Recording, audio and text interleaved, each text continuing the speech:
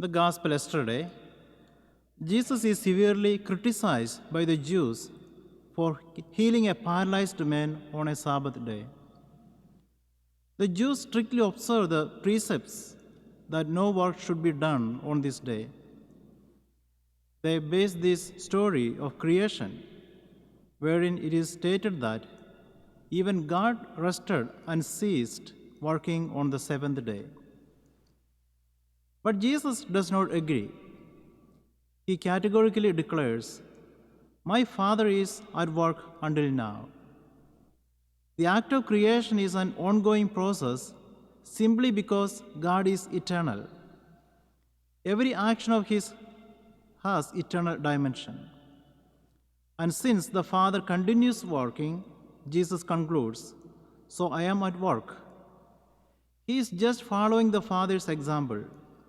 I say to you, a son cannot do anything on his own, but only what he sees his father doing. For what he does, his son will do so. Being perfectly one with the Father, Jesus continues the work of creation and salvation every day. The reaction of the Jews is completely inappropriate and unreasonable.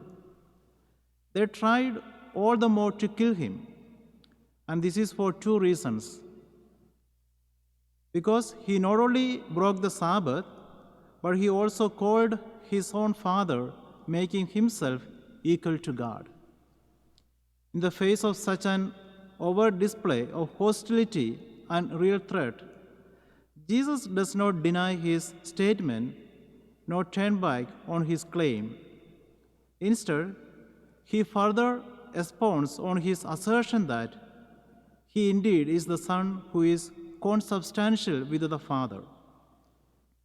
And so everything he does is actually the action of the Father in and through him. In the end, Jesus clarifies his precise role. I cannot do anything on my own. I judge as I hear, and my judgment is just because I do not seek my own will, but the will of the one who sent me. The example of Jesus may put many of us to shame. We take pride in being called Christians.